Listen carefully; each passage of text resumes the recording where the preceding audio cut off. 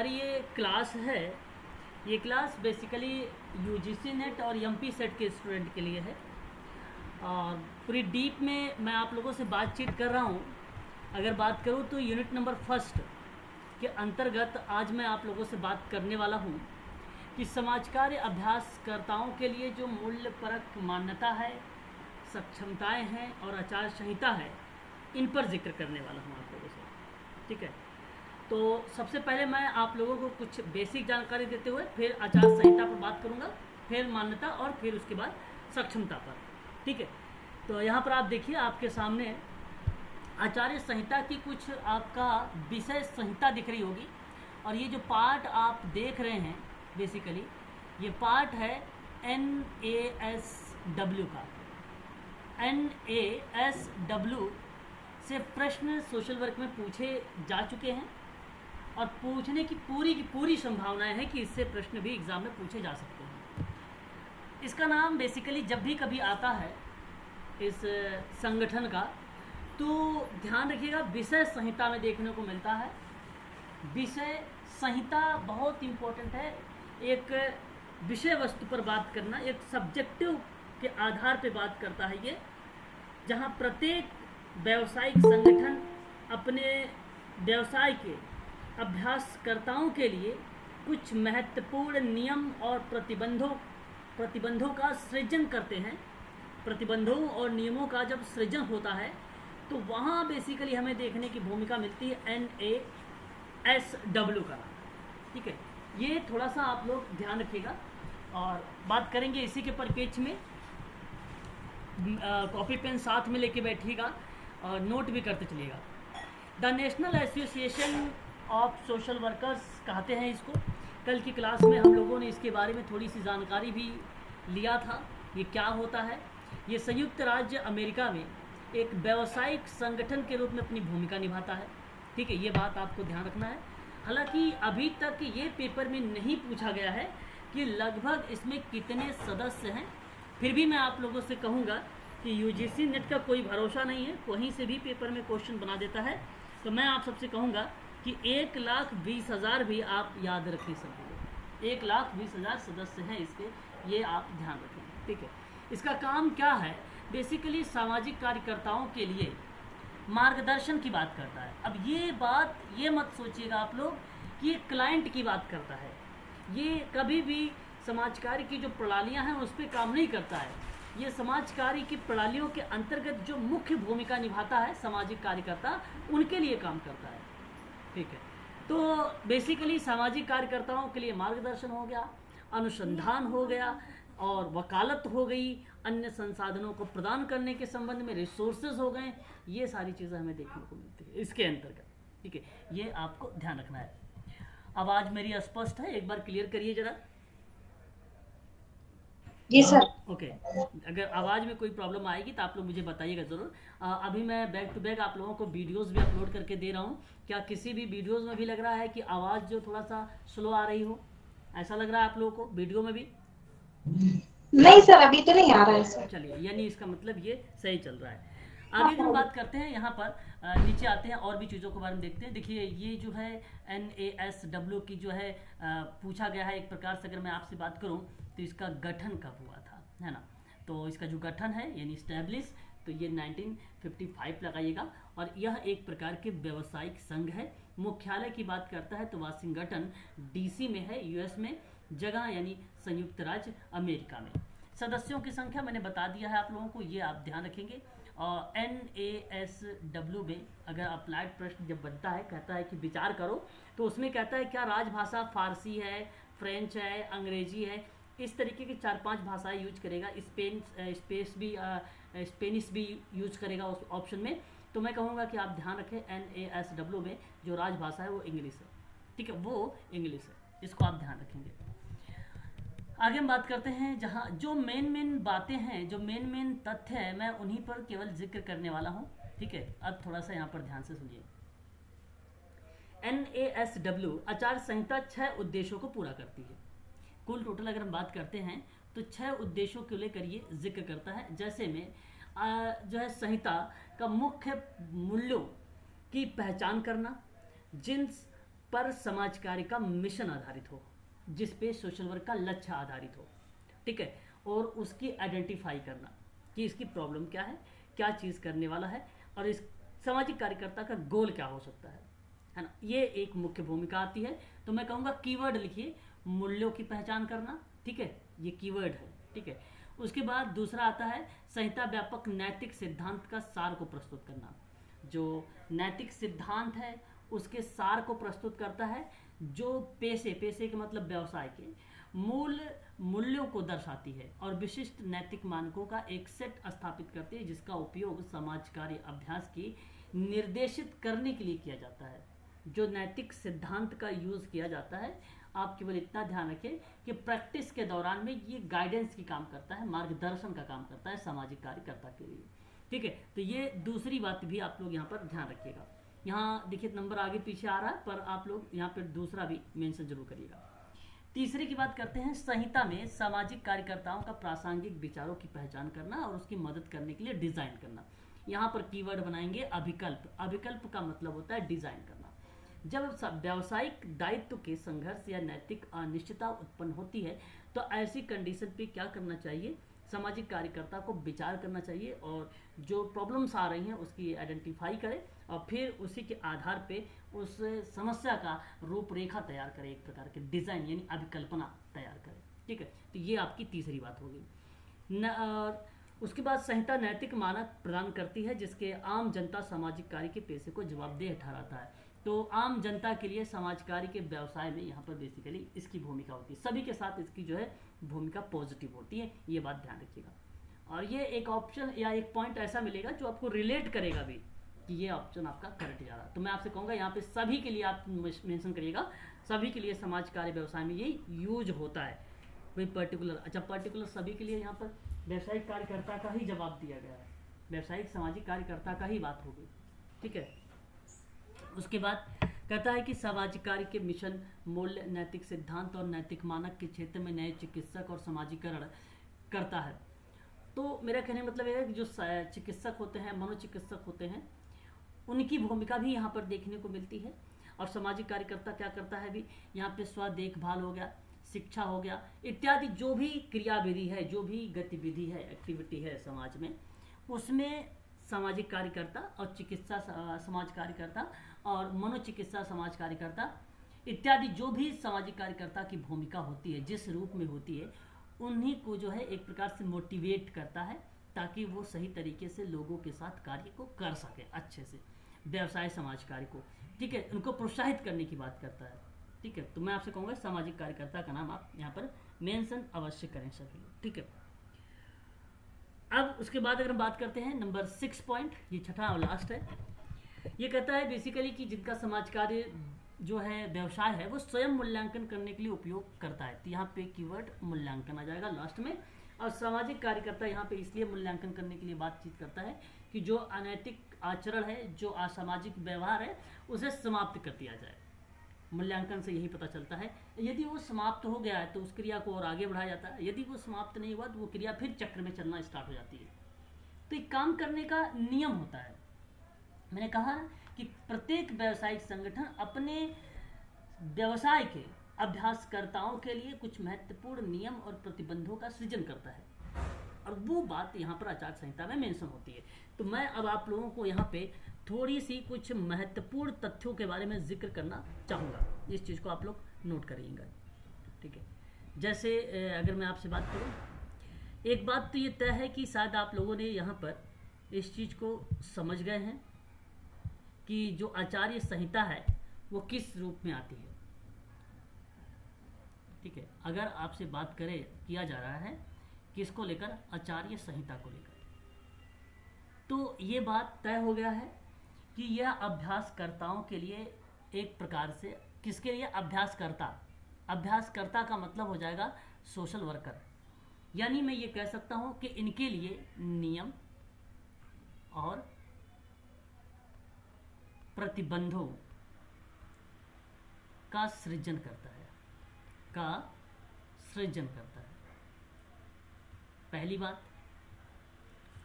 उसके बाद आपको ये ध्यान रखना है जिसका पालन करना प्रत्येक सामाजिक कार्यकर्ता के लिए लगभग अनिवार्य है। मैंने लगभग क्यों बोला है, ये बात शायद मैंने पहले भी आपको बता रखा हूँ। लगभग, मैं यहाँ पर लगभग, ठीक है, सभी सोशल वर्कर के लिए ये अनिवार्य होता है। जैसे ये कोई ये नहीं कि बाध्य है, आपको ऐसे ही रहना है, आपको ऐसे ही डेटा प्राप्त करना है ना, यही नियम है डेटा प्राप्त करने का। यदि उस आचार संहिता के आधार पर जो नियम बनाए गए, यानी आपने जो, आपके जो संगठन वालों ने, जो संस्था वालों ने जो नियम बनाए कि आप ऐसे डेटा लीजिए। लाइक मैं एक एग्जांपल देता हूँ, शायद आप एग्जांपल से अच्छे समझ पाएंगे। आपने किसी एनजीओ में गए, और जब आप एनजीओ में जाते हैं तो एनजीओ में कुछ सदस्य आते हैं, कुछ सेवार्थी आते हैं, और सेवार्थी के साथ आपने काम करना स्टार्ट करते हैं।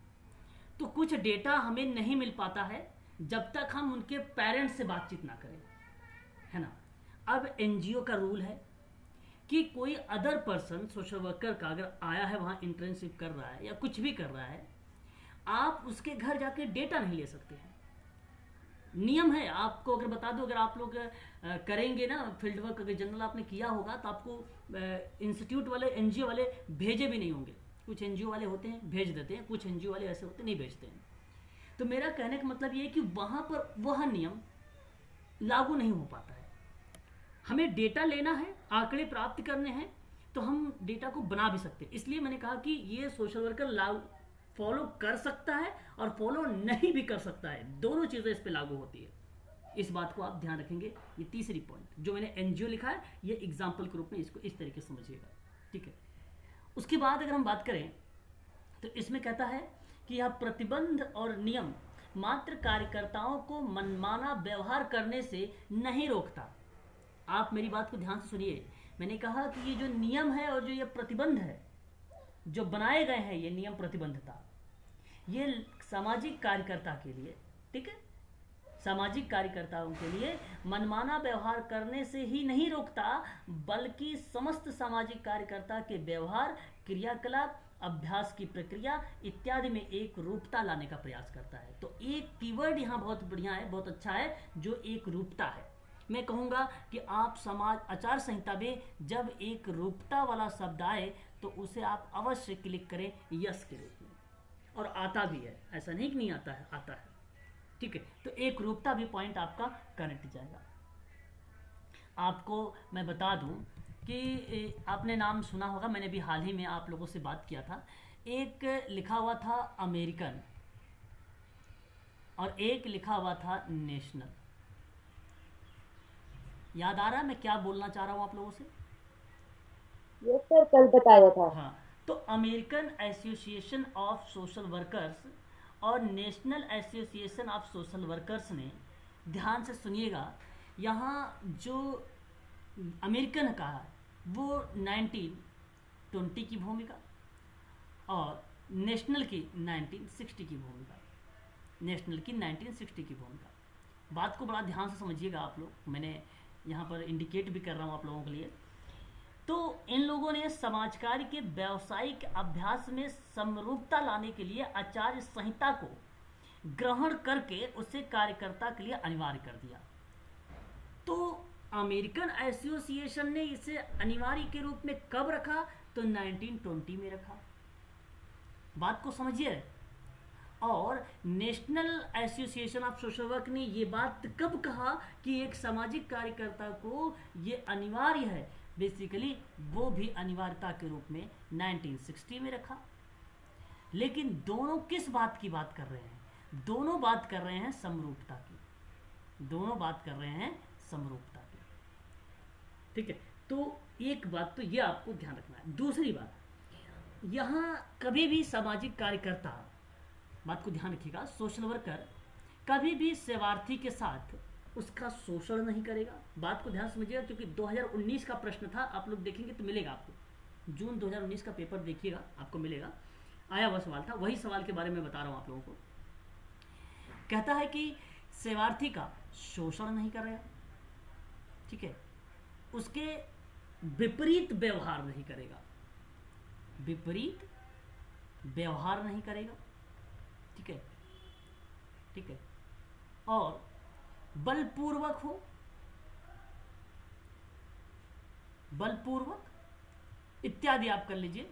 जो भी निगेटिव शब्द आएंगे आपको वो इंडिकेट भी करेंगे। ये 3 शब्दों से आप शायद समझ भी रहे होंगे कि सामाजिक कार्यकर्ता बेसिकली क्या करता है, उसके साथ सेवार्थी के साथ कभी भी अनैतिक व्यवहार नहीं करेगा, असामाजिक व्यवहार नहीं करेगा। जब भी सामाजिक कार्यकर्ता उसके साथ व्यवहार करेगा तो वो पॉजिटिव व्यवहार करेगा। जानते हैं ये किसका नियम और किसका रूल है? ये अमेरिकन और नेशनल एसोसिएशन का ही रूल है आचार संहिता में, कि आप, ये आचार संहिता कहती है, कोड ऑफ एथिक्स कहता है कि आप जब भी काम करें उसके साथ सकारात्मक कार्य करें, ना कि नकारात्मक काम करें। ये वही बताता है, आचार संहिता ही बताती है, ठीक है। और आचार्य संहिता बेसिकली, अब बात आती है कि आचार संहिता बनती कैसी है। तो आचार संहिता बनाने की अगर बात किया जाए तो मैं आपको बताता हूं, व्यावसायिक संगठन, क्या नाम याद रखेंगे, व्यावसायिक संगठन के द्वारा आचार संहिता जो होती है बनाई जाती है। ये आपको ध्यान रखना होगा आचार संहिता के परिप्रेक्ष्य में। एक बार स्पष्टीकरण करिए, क्या आपको बातें समझ में आ रही हैं? बताइए। नहीं जी बताया सर। क्या? देखिए, अगर नहीं बताएंगे तो मजा नहीं आएगा। जी सर। ओके। उसके बाद अगर हम बात करते हैं समाज कार्य में व्यावसायिक अभ्यास के समरूपता लाने के उद्देश्य से सबसे पहले देश में किसने आचार संहिता को अपनाया? सबसे पहले आचार संहिता सबसे पहले अमेरिका ने अमेरिका ने कब? 1920।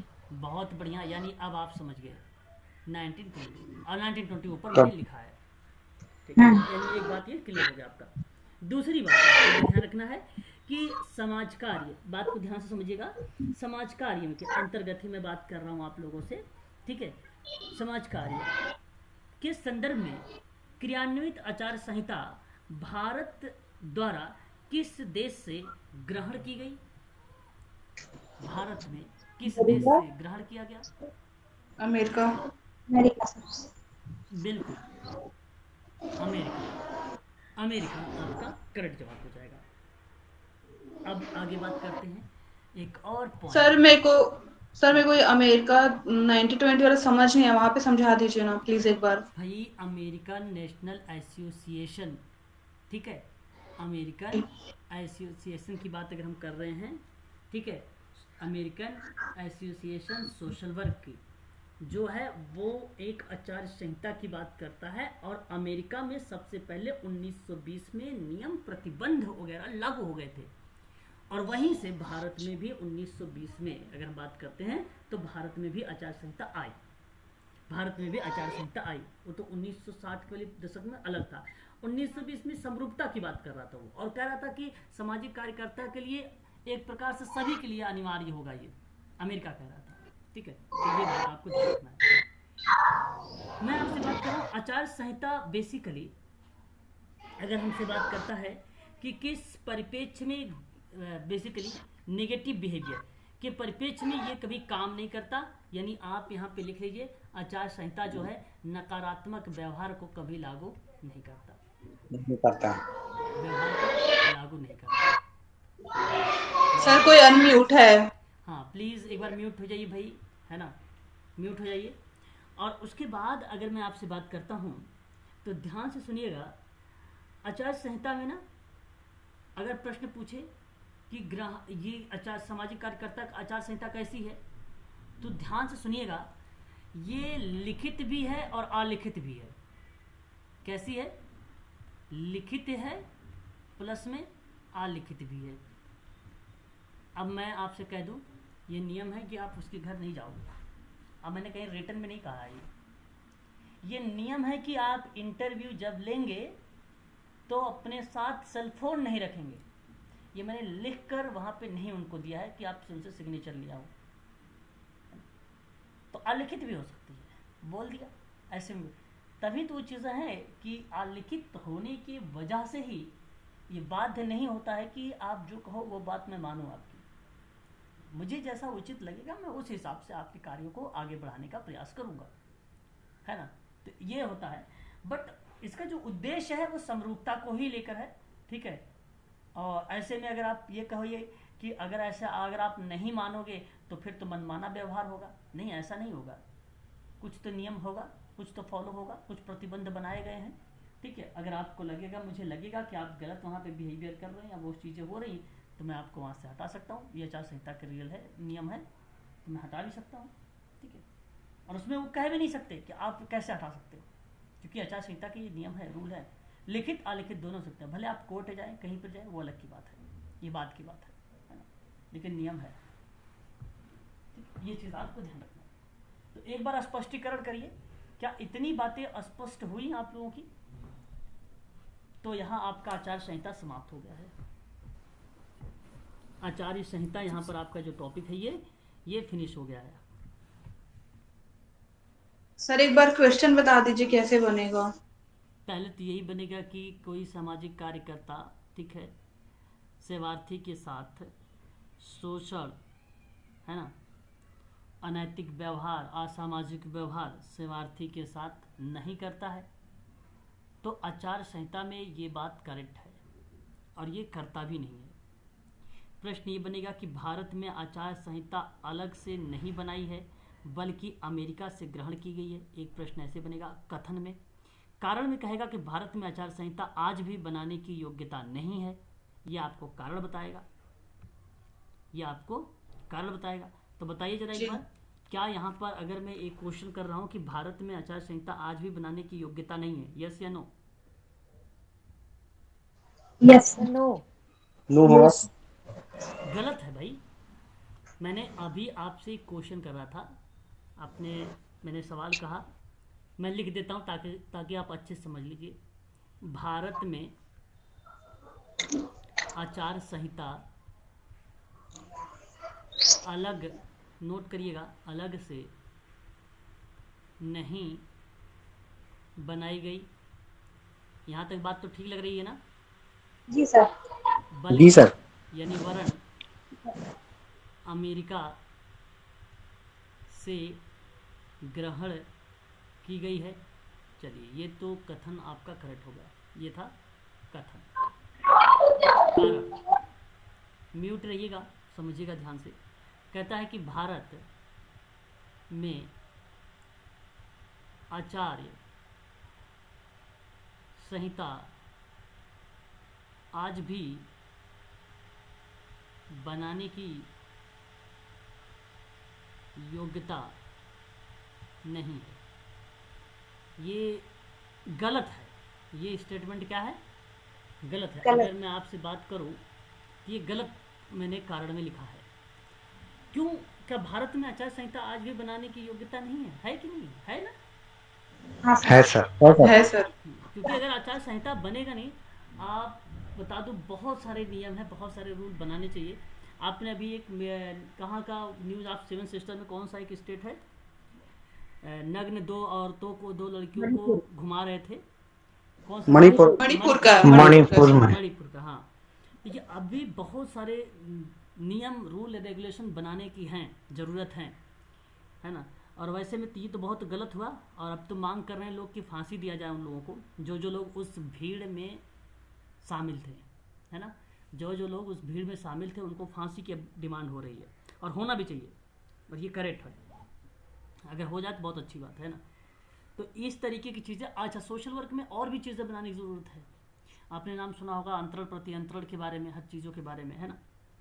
तो ऐसे में बेसिकली क्या होता है कि एक तरफ से अगर देखा जाए तो डेटा लेने के लिए, जैसे सामाजिक कार्यकर्ता क्या करता है कि अपने कुछ रिश्तेदारों को क्लाइंट में देखने लगता है। अब क्लाइंट क्या करता है कि अपने रिश्तेदारों को सामाजिक कार्यकर्ता में देखने लगता है ना। आपने सुना होगा, आप फलाने जैसे लग रहे थे, आप फलाने मेरे रिलेटिव जैसे लग रहे हैं, ठीक है। इस तरीके के लोग बात करने लगते हैं, ठीक है। तो ये एक प्रकार का असामाजिक व्यवहार है, असामाजिक तथ्य है, जो कि ऐसा नहीं करना चाहिए, ये सब चीज़ें, ठीक है।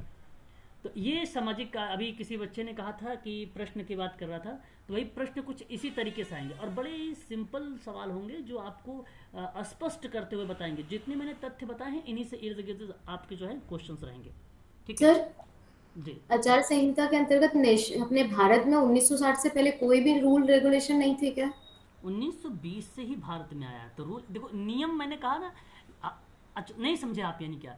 आपके 1960 पास मेरी बात सुनो, जैसे अगर आपके पास एनजीओ है तो एनजीओ के आचार संहिता का मतलब मैंने क्या बताया, मैंने बताया नियम, रूल, रेगुलेशंस। मैंने आचार संहिता का मतलब बताया, सिंपल सी बात तो समझिए। तो अगर बताइए आपने एनजीओ ओपन कर दिया तो आपने अपने एनजीओ में लिखित कुछ रूल रेगुलेशन है, भैया 9 बजे आ जाना है, 5 बजे छुट्टी होगी, 1 बजे लंच होगा, आप किसी एम्प्लॉय के साथ आप अभद्र व्यवहार नहीं करेंगे, यदि आप पाए गए तो उसके बाद आपको क्या नाम है यहाँ से निकाल दिया जाएगा, ठीक है। या तो आपको अगर वहाँ पे कह दिया जाए कि आपको समय पर आना, सबके साथ सामाजिक व्यवहार बनाए रखना है। इसी तरीके से आपने कुछ 15-20 रूल, वही आचार संहिता है, ये आपने लिखित बता दिया, लिखित बना लिया। और कुछ तो ऐसे होते हैं कि भाई आप इंटरव्यू देने आए, उसी समय बता दिया जाता है, देखो भैया 5 बजे आना है, सॉरी सुबह 9-10 बजे आना है, 5 बजे फिर जाना है, पंचिंग करनी है, ठीक है, आपको ये SI PF वगैरह ये सब कटेगा। कुछ लोग लिखित में देंगे, लेटर देते हैं, कॉल लेटर वगैरह, कुछ लोग बता ही देते हैं। देखा नहीं, यही आचार संहिता है। बात समझ में आई कि यही आचार संहिता, बात समझ रहे हो कि नहीं मेरी, बताइए। जी सर। यही है। इसमें आप ये ना समझे कि कोई चीज़ बनाई गई है वो उस तरीके से। ऐसा अमेरिका वालों ने कहा भैया ऐसा होना चाहिए, अगर नहीं होगा तो फिर दिक्कतें होंगी।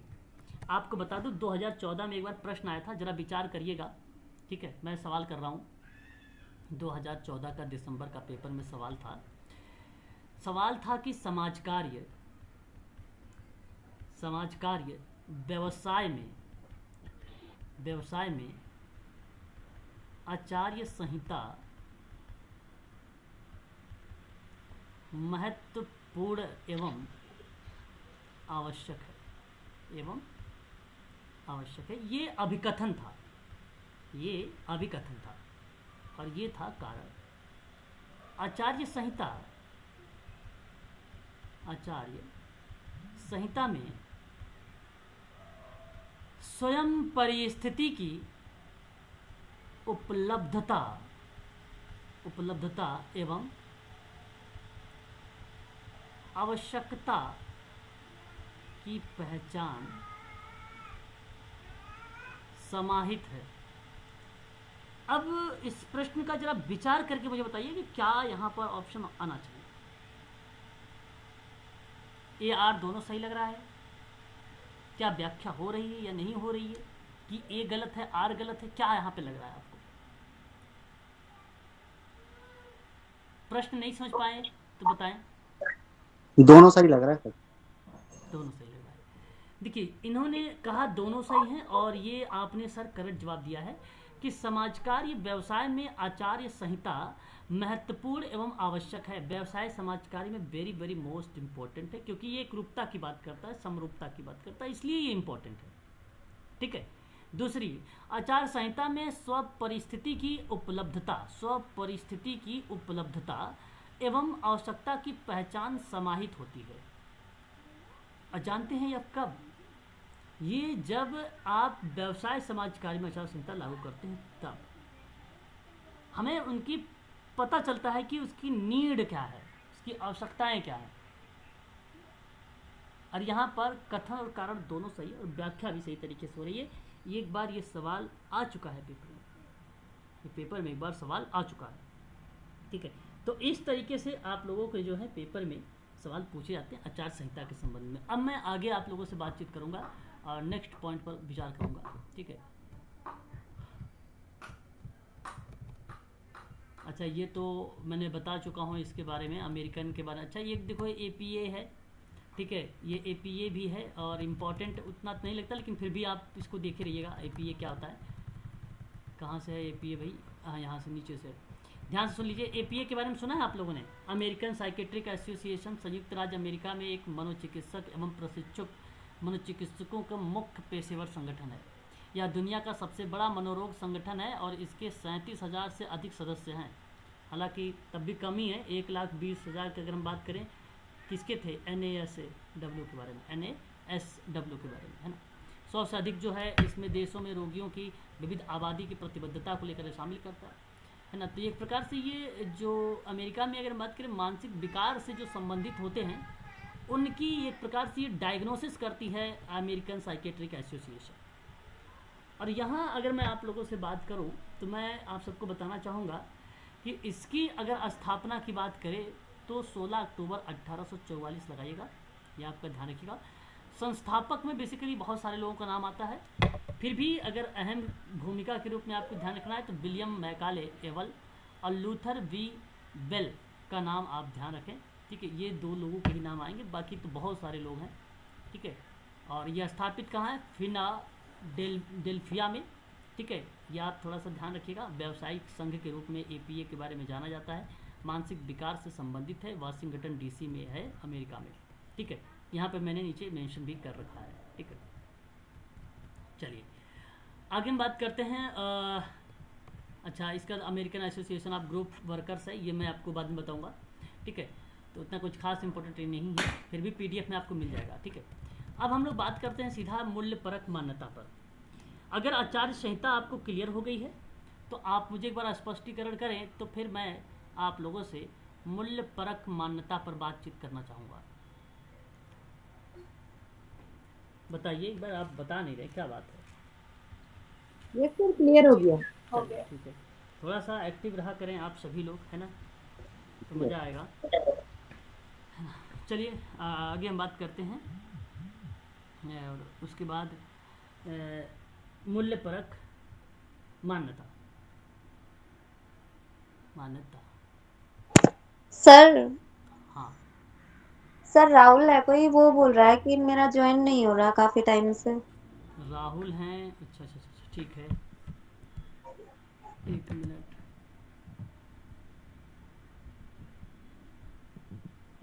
चलिए आगे देखिए, मूल्य परक मान्यता की बात करता हूँ। जरा एक बार अपने विचारों को जरा प्रकट करें, बताइए जरा एक बार, बताइए। हिमानी मैडम अगर हैं बताइए, आरती मैडम अगर हैं तो बताएं थोड़ा सा, मूल्य परक मान्यता क्या हो सकती है?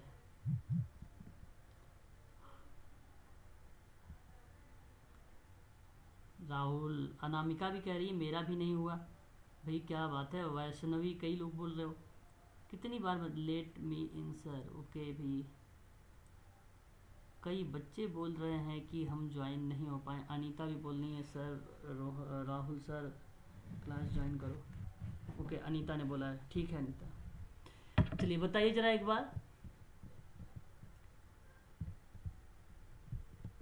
बताइए। मनीषा आप बताइए, अमित सर आप बताइए, कुछ तो बताइए, मूल्य परक मान्यता क्या हो सकती है? मेरी आवाज स्पष्ट है कि नहीं, बताइए। ओके पूजा, वंदना जी आप ही बताइए। चले वंदना बताओ, मूल्य परक मान्यता क्या हो सकती है? कुछ तो आ रहा होगा माइंड में, मान्यता वगैरह, कि कुछ भी नहीं आ रहा है? सर नहीं आ रहा है। अच्छा, सर मूल्य परक मान्यताएं वे मान्यताएं होती हैं जिनमें जैसे कोई भी टॉपिक है या कुछ भी कार्य है जिसको हम वैल्यू देते हैं, जो जरूरी होता है। ओके, चलिए आपने यहाँ पर अपने विचारों को प्रकट किया। जो कार्य सर हम कर रहे हैं उसकी हमें पूरी जानकारी होनी चाहिए, और उसका जो भी अगर कार्य क्षमता में नकारात्मक प्रभाव नहीं पड़ना चाहिए, मतलब उसको। अच्छा, ये देखिए, जो पहली बात तो ये है आप लोगों को ध्यान रखना, जो ये मूल्य परक मान्यता मैंने मेंशन किया है, सबसे पहली बात तो ये है कि ये समाज कार्य अभ्यासकर्ताओं के लिए आवश्यक है। किसके लिए है ये मूल्य परक मान्यता? ध्यान सुनिए, ये बेसिकली अगर हम बात करते हैं तो अभ्यास कर्ताओं के लिए आवश्यक है। इस बात से आप सभी लोग सहमत होंगे, ठीक है, उसी पर यह आधारित है। दूसरी बात अगर मैं करता हूँ मूल्य परक मान्यता में, देखो केवल मैं कीवर्ड्स समझाऊंगा बस, आप लोग अगर इस तरीके से समझ के लिखेंगे भी ना पॉइंट्स के रूप में तो बड़ा अच्छा रहेगा, और आप आसानी से सारी चीज़ों को, कॉन्सेप्ट को भी क्लियर कर लेंगे। यहाँ पे ये बात तो तय हो गई कि ये मूल्य परक मान्यता की बात जो मैं कर रहा हूँ वो समाज कार्य अभ्यास में कर रहा हूँ, जहाँ समस्याओं के निदान के लिए या उपचार के लिए एक प्रकार से सामाजिक कार्यकर्ता अपनी भूमिका निभाता है। तो अभ्यासकर्ताओं के लिए आवश्यक है कि जिस कार्य से अभ्यासकर्ता को संबंध किया जा रहा हो उसके बारे में उसे पूरी जानकारी हो। मतलब अगर आपने अभ्यासकर्ता को जिस कार्य से रिलेट करा रहे हो, यानी अभ्यासकर्ता जिस कार्य से हो, जिस एक्टिविटी मतलब गतिविधि से हो, जिस गतिविधि से है या हो उसे ध्यान रखिएगा, उसे उसी कार्य के बारे में पूरी जानकारी है, उसे उसी कार्य के बारे में या एक्टिविटी के बारे में, गतिविधि के बारे में पूरी जानकारी हो,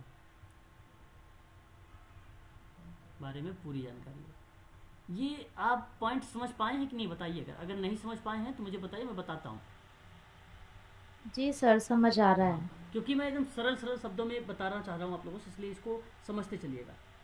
दूसरी बात इसमें यह है कि अगर मान लीजिए आपके पास जानकारी का अभाव होगा, आपके पास अगर जानकारी का अभाव, आपके पास आधी अधूरी जानकारी है, जानकारी का अभाव, तो बताइए कार्य वो अच्छा होगा? जी नहीं। फिर कार्य में बाधाएं आएंगी। अभाव के कारण गतिविधि में क्या आती हैं? बाधाएं आती हैं। ध्यान से, गतिविधियों में बाधाओं का सामना करना पड़ता है,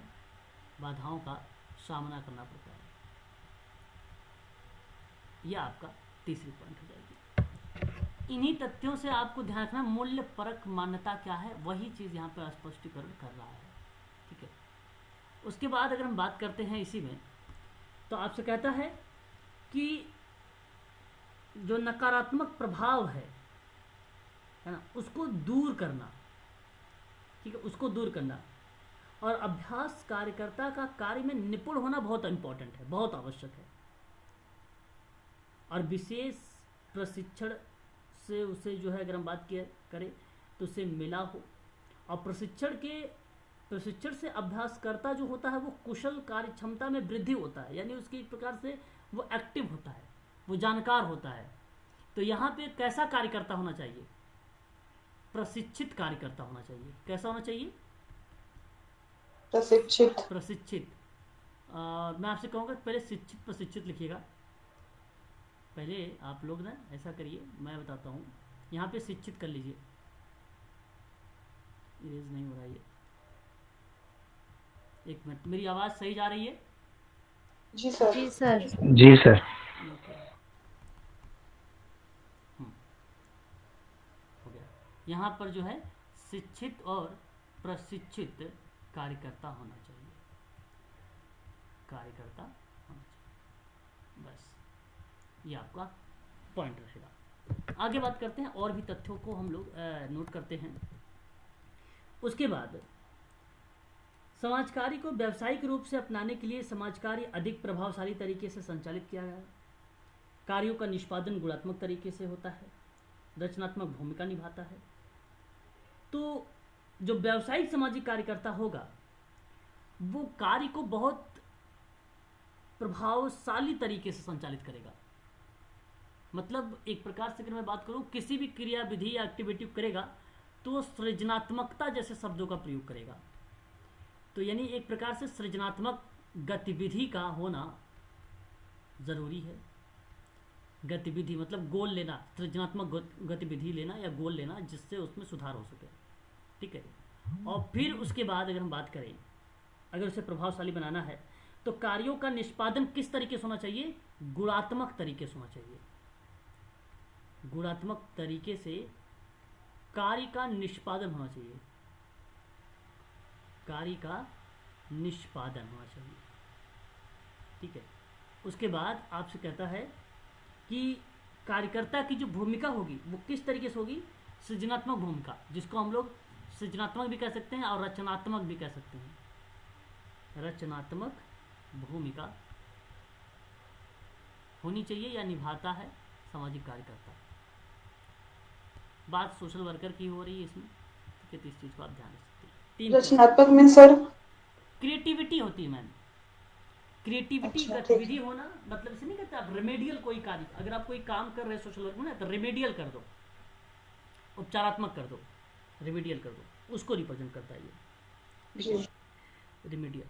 और अगर मैं बात करता हूँ तो यहाँ एक चीज़ और ध्यान रखिएगा, जो भारत चीन, ध्यान से सुनिएगा, भारत चीन अफ्रीका महाद्वीप ठीक है के देशों में समाज कार्य यानी सोशल वर्क की प्रासंगिकता बहुत तेजी से बढ़ी है। सोशल वर्क की जो प्रासंगिकता है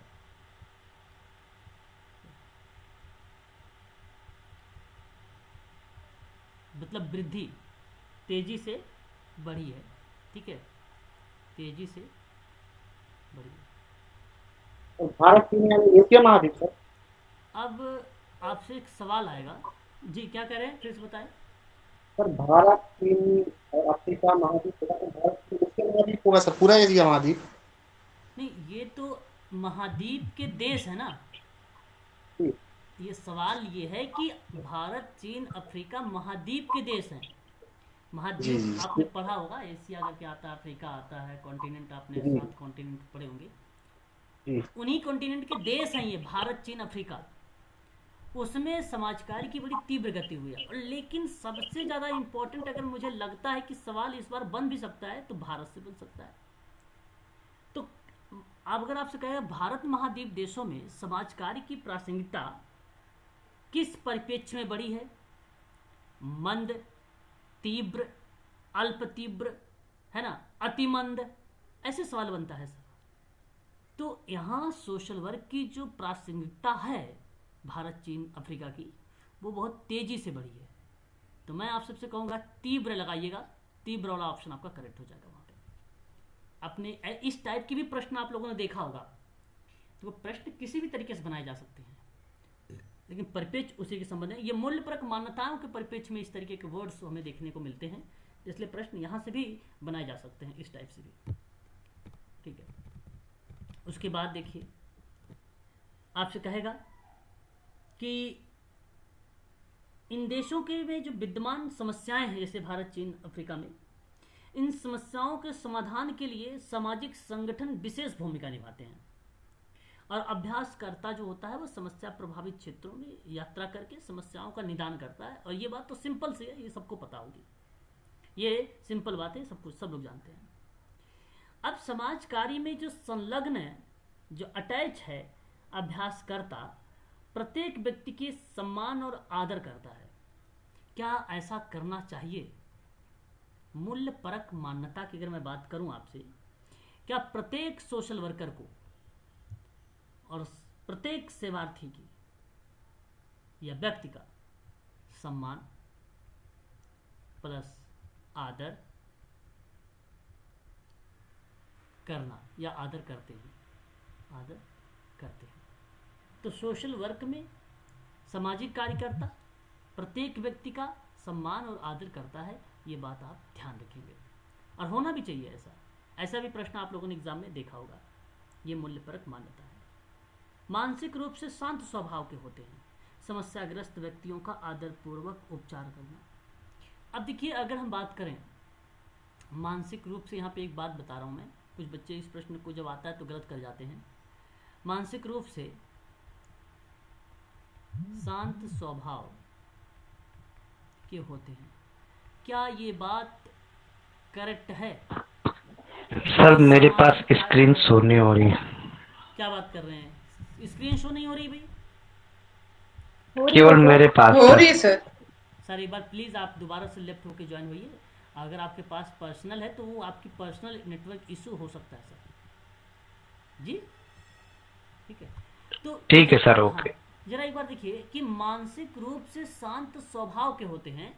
मेरे कहने का भाव ये है कि अगर पेपर में अभिकथन में सवाल ये दे दिया जाए और कहा जाए विचार करने के लिए, तो बताइए क्या आपका विचार यहाँ पे होना चाहिए? यस या नो में जवाब दीजिएगा कि इस मानसिक रूप से शांत स्वभाव के होते हैं सामाजिक कार्यकर्ता। यस आया। देखिए ये आंशिक रूप से सत्य है सर। मैं कहूँगा यहाँ पे पूर्णता के रूप में ना लीजिए। क्यों?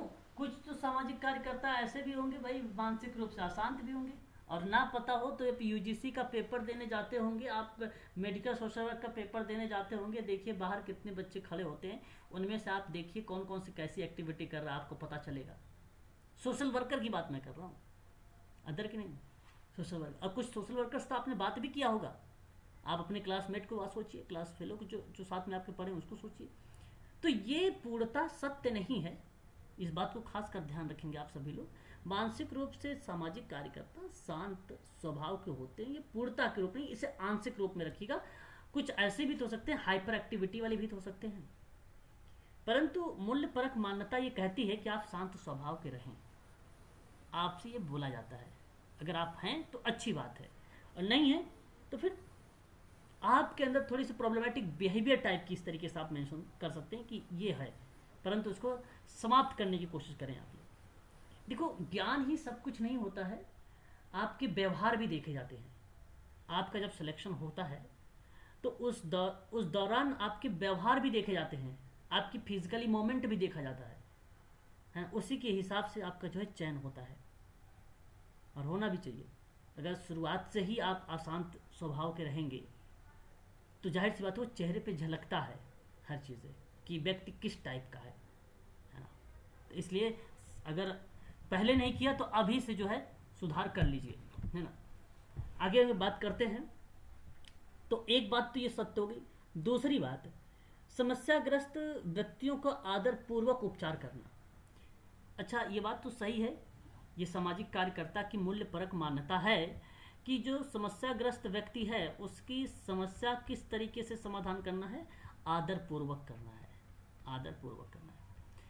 अब पता है कि सोशल वर्कर 2 दिन काम करते हैं तो बड़ा अच्छा लगता है जब आप उसको बोलते हैं, बड़ा सम्मान देते हैं, फलाने जी इधर आइए, फलाने जी वहाँ बैठ जाइए, तो आपको भी बड़ा अच्छा लगता है, उसको भी अच्छा लगता है। 3-4 दिन होते नहीं हैं, उसके बाद उसका जो व्यवहार है बदल जाता है, और आपका व्यवहार उसके प्रति बदल जाता है ना। तो ये ना हो, सबसे बड़ी इस पे अंकुश लगाएं, इस पे अंकुश लगाएं, है ना। और रहना भी चाहिए, बड़ी शांत स्वभाव के अगर आप रहेंगे, आपको मैं कहूँगा एनजीओ में रहें, जो है अपने जिस एनजीओ में काम कर रहे हैं, शांत स्वभाव से रहें। इससे ये पता चलता है कि आपके पास बहुत नॉलेज है, बहुत जानकारी, और रखना भी चाहिए नॉलेज जानकारी। ऐसा नहीं कि जानकारी नॉलेज ना हो और शांति बैठे रहे आप लोग, है ना, ऐसा नहीं, ठीक है। तो एक चीज़ ये आपको ध्यान रखना है, ये होता है। अब देखिए, सामाजिक कार्यकर्ता सामाजिक न्याय के पक्ष में कार्य करते हैं और अन्याय के विरुद्ध संघर्ष करते हैं। तो क्या ये बात अभी आप लोगों ने सोशल वर्क में क्वेश्चन पेपर में भी सवाल देखा होगा, जैसे जो मैं यहाँ पर बता रहा हूँ ना, वो अप्लाइड प्रश्न बता रहा हूँ, सारा अप्लाइड प्रश्न आते हैं इनसे। अगर आपसे ये कहूँ मैं कि समाज कार्य अभ्यास करता, यानी सोशल वर्कर अभ्यास करता, ठीक है, तो सामाजिक न्याय के पक्ष में कार्य करते हैं। किसके पक्ष में काम करते हैं बताइए जरा? सामाजिक न्याय, सामाजिक न्याय के पक्ष में काम करते हैं। ध्यान दीजिएगा थोड़ा सा, ये से सवाल आया हुआ है, ठीक है। तो सामाजिक न्याय के पक्ष में ये काम करते हैं, और अन्याय के विरुद्ध क्या करते हैं जरा बताइए? संघर्ष करते हैं, अन्याय के विरुद्ध में संघर्ष करते हैं, ये बात आप जरूर है। अब देखिए, सामाजिक समस्याएं जैसे तो भाई बहुत सारी हैं, गरीबी, आवास, अशिक्षा, महामारी, कुपोषण इत्यादि बहुत सारी है समस्याएं हैं, दहेज प्रथा इत्यादि, है ना, कस्टम, ये सब क्या है, एक प्रकार की समस्याएं ही तो हैं। इन्हीं समस्याओं को अगर हम बात करते हैं निजात दिलाने के लिए, सामाजिक कार्यकर्ता अपनी एक अहम भूमिका निभाता है इसी में, ठीक है। तो ये बात आपको ध्यान रखना है। यहाँ अब आपका समाप्त होता है ये जो है मूल्य परक मान्यता। एक पॉइंट और बचा है, वो है समाज कार्य की सक्षमता। सक्षमता जानते हैं क्या होता है? इसकी पीडीएफ भी आप लोगों को मिलेगी, आप निश्चिंत रहें। परंतु मैंने जो यहाँ पे एक कॉन्सेप्ट क्लियर करने के लिए जो एक छोटी छोटी बातें बता रहा हूँ, ताकि ये समझ पाएँ आप लोग कि मूल्य परक मान्यता क्या है ना। अगर आप एक बार और इस वीडियो को देखेंगे ना तो और अच्छे समझ में आ जाएगा, तो आपको क्लियर हो जाएगा पूरा का पूरा, मान्यताएं क्या होती हैं, सक्षमताएं क्या होती हैं, है ना। तो ये आपको आचार संहिता क्या होती है पूरा याद भी हो जाएगा। अब बताइए जरा, सक्षमता समझते हैं क्या होता है? सक्षमता कार्यशैली, कार्यशैली, आपने बड़ा सही जवाब दिया है। अगर मैं इसे सक्षमता की बजाय कार्यशैली नाम दूं तो गलत नहीं होगा, ये सही होगा, है ना। अब कार्यशैली क्या हो, कोई बताना चाहेगा अपने शब्दों में प्लीज? अपने कार्य को करने का तरीका। कल बारिश आई? Okay okay okay. और भी कोई लोग बताएं जरा, कार्यशैली किसे कहते हैं? इससे आपका जो है बेसिकली क्या होता है कि अतर्क और तर्क करने की जो शक्ति है वो डेवलप होती है। सर सक्रिय कार्य क्षमता, बिल्कुल। मतलब पॉजिटिव तरीके से। क्रम में अगर मैं आपसे बात करूं, क्रम में रखने का जो उचित तरीका होता है, जो उचित तरीका होता है, तरीका हो ठीक वैसा ही, ठीक वैसा ही। जैसे आप लोग जब एक सवाल आता है यूजीसी नेट के पेपरों में, आप लोग देखते हैं, कहता है समस्या की पहचान करना, फिर निदान, फिर उपचार, ऊपर नीचे दिया रहता है। तो आप वहाँ पर क्या करते हैं? ये आपके अंदर एबिलिटी है, आप जानते हैं कि सबसे पहला स्टेप समस्या की पहचान ही होती है। ये आपके अंदर एक प्रकार की वो क्षमता है, कैपेबिलिटी है, जो आप उसके आइडेंटिफाई कर लेते, कहते कि भाई ये समस्या की पहचान सबसे पहला स्टेप आता है, क्योंकि आपने पहले पढ़ रखा उन चीज़ों को। तो ये आपकी कार्यशैली है, ये काम करने की एक प्रकार की आपकी कार्यशैली है। और सामाजिक कार्यकर्ता की कार्यशैली को जो निर्देशित करे, जो कार्यक्रम अगर मैं आपसे बात करूं रखने के लिए जो उचित तरीका आपको निर्देश दे रहा है आपके अंदर, वो एक प्रकार की सक्षमता है। तो सोशल कार्यक्रमों को अपने व्यवसाय शिक्षा के माध्यम से निष्पादित करता है, और यही सामाजिक कार्यकर्ता को व्यक्तिगत, पारिवारिक, समूह और समुदाय की ज़रूरतें और मूल्य, विश्वास, दृष्टिकोण इत्यादि जो भी चीज़ें हैं उनमें इनकी मदद करने की बात करता है, सक्षमताएं में। अब सक्षमताएं बेसिकली अगर हम बात करें तो 5 टाइप की होती हैं समाज कार्य अभ्यास के दौरान। मैं उन्हीं 5 टाइप के आपसे जिक्र करता हूँ, उसके बारे में आप जो भी पूछेंगे मैं बता दूंगा। एक होता है आपका अभ्यास के साथ व्यावसायिक होना, अभ्यास के साथ व्यावसायिक होना, और होना भी चाहिए, सक्षमता यही है। दूसरा, आचार्य व्यवहार का अभ्यास।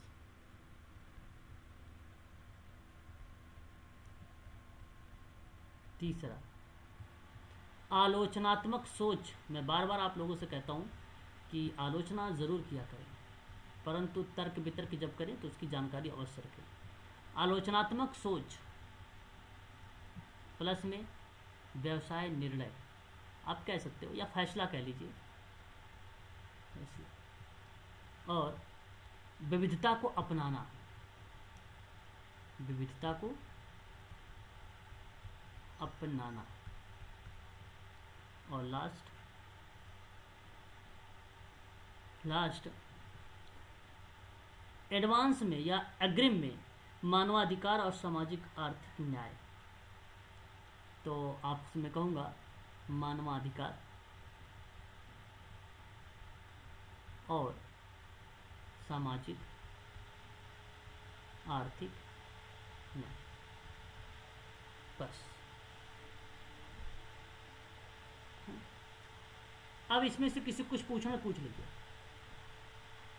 देखिए सर, जो ऑप्शन 1 है अभ्यास के साथ व्यावसायिक होना, उसका कुछ एग्जांपल दे सकते हैं आप? बिल्कुल। जैसे अगर मैं आपसे बात करूं, आपके अंदर ना विचार विमर्श करने का क्षमता होनी चाहिए। आप जो है संचार को स्थापित करने की आपके अंदर क्षमता होनी चाहिए। अभ्यास के साथ व्यावसायिक होना मतलब आपको अगर हम बात करें, जब भी आप कोई काम करें तो प्रोफेशनल होना ज़रूरी है ना। अनप्रोफेशनल होकर आप कर काम करेंगे तो जाहिर सी बात है वो काम भी नहीं ठीक होगा और आपको वैल्यू भी नहीं देगा। तो बेसिकली अगर आप प्रोफेशनल हैं तो सबसे अच्छा है। और ऐसा होना चाहिए कि नहीं होना चाहिए, आप बताएं ज़रा। अच्छा, क्या अभ्यास के साथ जब भी आप काम करें तो प्रोफेशनल होना ज़रूरी है कि नहीं हो? बताइए। आप लोग MSW कर रखे हैं, आप सभी लोग अपने जी सर, बताइए। होना चाहिए। होना चाहिए। जी सर। और ये करेक्ट है, जी सर। ये आपका करेक्ट है और होना ज़रूरी है। अगर आप नहीं होंगे ना तो काम मज़ा नहीं आएगा करने में भी, इसलिए होना ज़रूरी है। दूसरी सर बात 5वां क्या लिखे हैं? बता रहा हूँ, अभी आ रहा हूँ, उस पर भी आ रहा हूँ। अभी दूसरा क्या है? आचार्य व्यवहार का अभ्यास। इसका मतलब ये होता है मैम कि आचार्य व्यवहार का अगर यहाँ पे जो अभ्यास है वो कार्यकर्ता को उसके मूल्यों की अच्छी तरह से समझ होनी चाहिए। जो समाज कार्य के अंतर्गत जो उसके मूल्य हैं उसकी समझ हो, जो कानून और लॉ जो नियम बनाए गए हैं उनकी जानकारी हो, और कोई आचार्य रणनीति को लागू करे। मतलब वो रणनीति लागू करे कि अगर आपको क्लाइंट के साथ काम करना है आचार्य व्यवहार, तो अब ये नहीं कि क्लाइंट को आपको ये नहीं बोलना कि भैया कल जब आपका मूड करेगा तब आना, मैं यहाँ पे दिन भर बैठा रहूँगा। ऐसा नहीं है। आप एक शेड्यूल बनाएं, 10 बजे आना है, 11 बजे आना है या 12 बजे आना है, जितने बजे आना है आप उसे बताएं। ये आचार्य व्यवहार का अभ्यास है, आचार्य व्यवहार का अभ्यास है ये। तो एक प्रकार से यहाँ पे कार्यकर्ता को एक प्रकार से एक्टिव करता है और साथ ही साथ उसके व्यवहारों को क्या नाम है, क्लाइंट के व्यवहारों को बदलने के साथ साथ उसमें एक अच्छा आचरण भी डालने की बातचीत करता है। तो इसलिए पॉइंट ये भी आपका करेक्ट रहेगा। ठीक है। उसके बाद आलोचनात्मक सोच होता है। मतलब आपको बता दूं कि अगर आप सोशल वर्कर हैं, सिद्धांत वैज्ञानिक ढंग से अगर आप सोचेंगे नहीं तो किसी चीज़ की व्याख्या भी नहीं कर पाएंगे। तो ऐसे में आपको डीप नॉलेज होना ज़रूरी है, डीप जानकारी होनी ज़रूरी है। किसी कार्य में अगर आप हस्तक्षेप कर रहे हैं तो उसकी जानकारी आपके पास होना ज़रूरी है। कम्युनिकेशन आपका सबसे सही होना चाहिए। ठीक है, चाहे वो मौखिक हो, चाहे वो लिखित हो, सामुदायिक कम्युनिकेशन हो, जो भी कम्युनिकेशन हो, आपको वो कम्युनिकेशन बेस्ड होना चाहिए ताकि आप किसी चीज़ की आलोचना कर सकें, उस तरीके का आप सोच सकें। क्लाइंट आपके सामने विभिन्न प्रकार की बातें कर, अब आप कम्युनिटी वर्क करेंगे ना तो अकेले तो नहीं रहे, फ्री कम्युनिटी रहेगी। अब किसी चीज़ को बताओगे तो उसमें से कुछ ऐसे महान भाव होते हैं खड़े हो जाएंगे आपकी बातों को गलत करने के लिए, अपने विचारों को, अपने तर्क को रखना शुरू कर देते हैं ताकि वो बड़े नॉलेजेबल लगते हैं। मैंने कुछ ऐसे भी लोगों को देखा है कि सोशल वर्क के टॉपिक उनको नहीं पता है, सोशल वर्क से नहीं पढ़े हैं, लेकिन अगर आ जाएंगे आपके सामने तो पूरी ऐसी बात करना शुरू कर देंगे जैसे पूरे ज्ञाता है सोशल वर्क के बारे में, क्योंकि उन्हें कुछ भी नहीं पता। अब अगर उन्हें बताओगे कि ये नहीं है तो वो मानने को भी तैयार नहीं है। इसलिए आपके अंदर आलोचनात्मक सोच होनी चाहिए। उसकी थ्योरी को गलत मत करिए, परंतु उसकी जो बातें हैं आपकी जगह सेट नहीं आती हैं, इस चीज़ को बताइए, क्योंकि वो बातें आप ट्रेडिशनल तरीके से करते हैं, वैज्ञानिक विधि से करते हैं, तार्किक सिद्धांत से करते हैं, विभिन्न प्रकार की जो टेक्निक है, उपकरण है, उसका यूज करते हैं, है ना, यहाँ यूज होगा।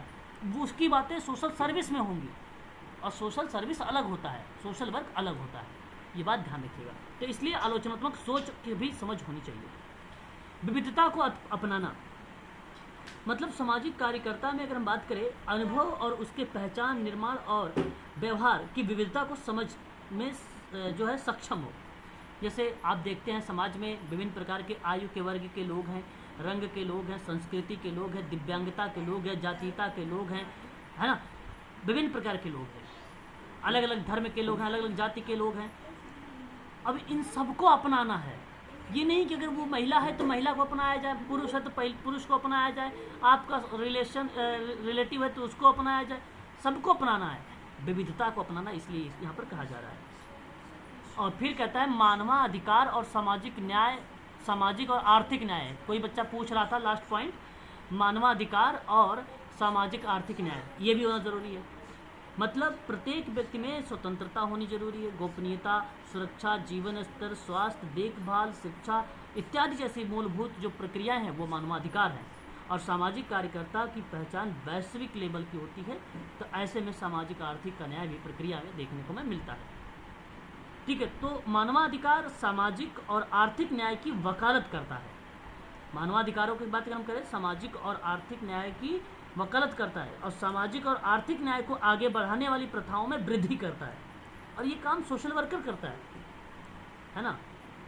अगर मान लीजिए कोई उत्पीड़ित या कोई व्यापक भेदभाव के रूप में तंत्रों में सामाजिक कार्यकर्ता इस परिप्रेक्ष्य में उसको जानकारी होना जरूरी है, उसकी समझ होनी ज़रूरी है ना। भेदभाव को मिटाना है, उसको समाप्त करना है, जो पीड़ित व्यक्ति है उसकी पीड़ा को दूर करना है, इस तरीके की बात जो है बेसिकली यहाँ पर देखने को हमें मिलती है। वो पार्ट क्या कहलाते हैं, समाज कार्य के अभ्यास में प्रमुख सक्षमताएं। ये 5 पॉइंट थे, ये भी आपका यहाँ पर पॉइंट समाप्त हो गया। एक बार आप सिलेबस देख लीजिए। अब आपका ये समाज कार्य, ऐतिहासिक विकास, समाज सुधार, भारत में समाज कार्य का व्यवसाय के रूप में ये फिनिश हो गया। अब 3 पॉइंट बचे हैं। कल मैं आपकी थ्योरी समाप्त कर दूंगा। थ्योरी आप ध्यान रखिए, कल थ्योरी पर बात करने वाला, social work theory, very very most important point theory, ठीक है, कल चलेगी। ओके, आज के लिए इतना ही। और अब हम लोग बातचीत करेंगे 8:30 बजे वाली क्लास में दहेज